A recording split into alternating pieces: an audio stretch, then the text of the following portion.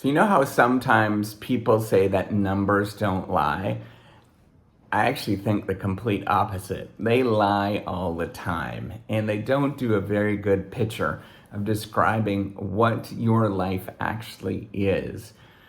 And I want to talk about how grateful you should be for being in the circumstance of where you are right now. So if you don't know me, I am Professor Dave Maslach. I'm Associate Professor of Innovation Strategy and Entrepreneurship.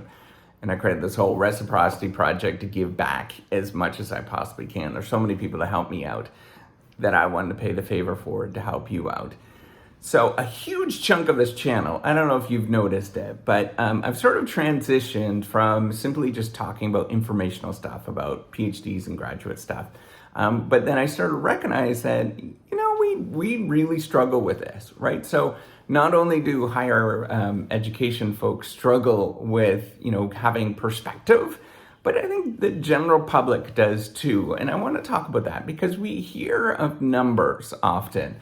And these numbers are often lying to us and how important they are. So the one that strikes me as like, okay, there's two that really do a really poor job, and they're both the same thing. When you hear about interest rates, right? So you hear GDP growing by 2 to 3% per year, right? That's kind of what is kind of somewhere like that every single year, no matter what country that you're in. In countries that are developing, they grow a lot faster, maybe 8, 9%. That's because they're trying to catch up, right? But in general, we can think of the economy as growing by 2 to 3%. And you're like, 2 to 3%?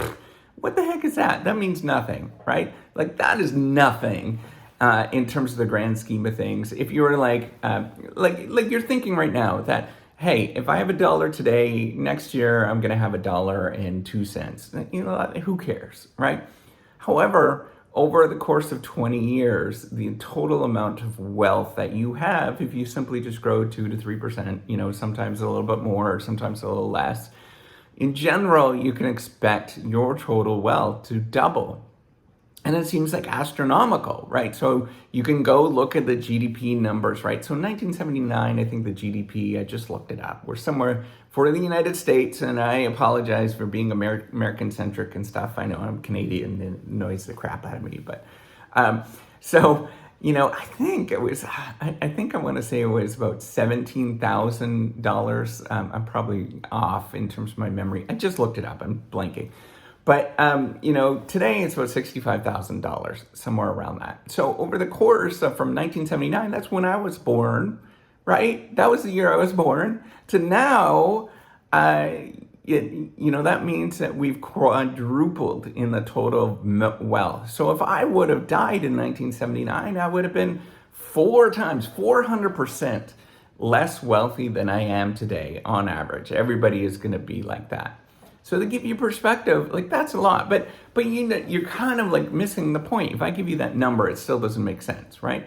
So what you're thinking about is, okay, well, yeah, that's a lot of money, but what does that mean? What you're forgetting is that there is a lot of free things that are created and a lot of things that are sort of quality and adding quality and better experiences to your life that we couldn't have had before. I want you to think of what a 1979-year-old car was like to drive in. It was horrendous. It stunk. There was a lot of I remember many times going out to the car, and there would be exhaust fumes puling out the back, and it would stink, and there was no seat belts. There was, the seats were kind of radiating a lot of stink and poisonous chemicals. That the cars were incredibly inefficient. They just did not do that well in terms of, how far you'd run. My dad would drive, so we lived 10 kilometers-ish to our town. My dad would drive his truck. It was a 1978 Ford F-150, and he would drive 2 times to and from work, which is about 10 kilometers away, and have to get a new tank of gas. Like, that tells you how crazy it actually was. And now this is just not like, I'm talking about things that are really, like kind of boring, right? But life itself, in terms of how you are right now, was qualitatively worse off. Think about being in your house and sitting in a nice couch and stuff. Those couches are way more comfortable than they used to be. Think about the entertainment that you have access to, the opportunities that are at your fingertips. You can choose to go, you could watch something on Netflix. The cereals that you had access to, if you go to the cereal aisle, you have hundreds of different cereals now. I don't even know how many they are. Like you just have unbelievable amounts of cereal that you can get access to.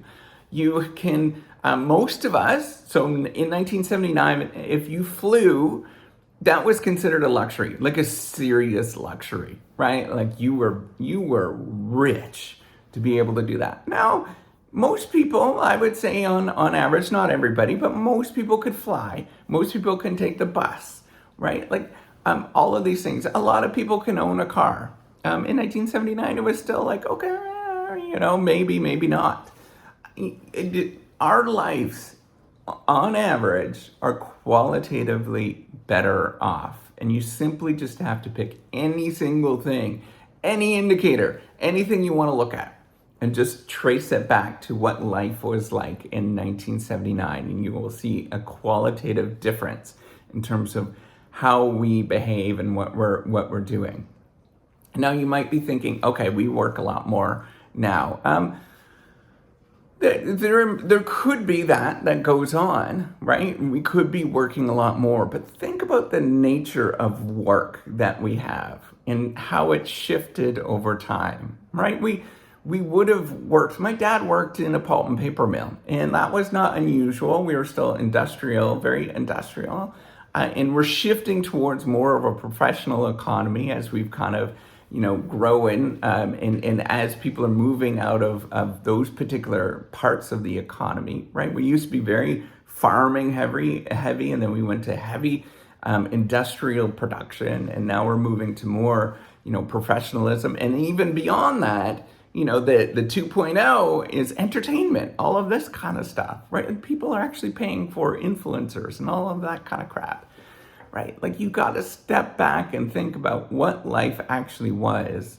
And once you start stepping back and you think about all of these things and you look at these indicators that we have, they're telling a lie. These numbers are telling a lie. The other interest rate that you hear about is, stocks grow by 10% per year, right? Ish. In terms of if you've got good sort of overall stock market. Well, do you know what that means? That means that your wealth would double in 7 years. So if you were to do that, you would have, and you put $10,000 into S&P 500 index funds or just an index fund, whatever that is, your wealth is going to be doubled on average. Now, that doesn't mean like every year it's going to be like that. There's going to be ups and downs, and you're going to lose some money some years. You might even lose half your money, and then in the next few years you might quadruple. You might, like, all this kind of stuff goes up and down. But on average, over the long run, that's what happens. And you have to put this all into perspective, just how fortunate we are and we have access to these things. Now, the other thing I'm pointing out, the fact that you can buy stocks today, and I'm talking about the stocks, is a luxury. Nobody talked about that in 1979 other than ultra rich, wealthy people. And nobody got access to those things because it was hard to do. Right now, today, everybody can get access to those things. And you could get access to information from non-sleazy people. The door-to-door vacuum salesman doesn't exist today as much as it did back in 1979.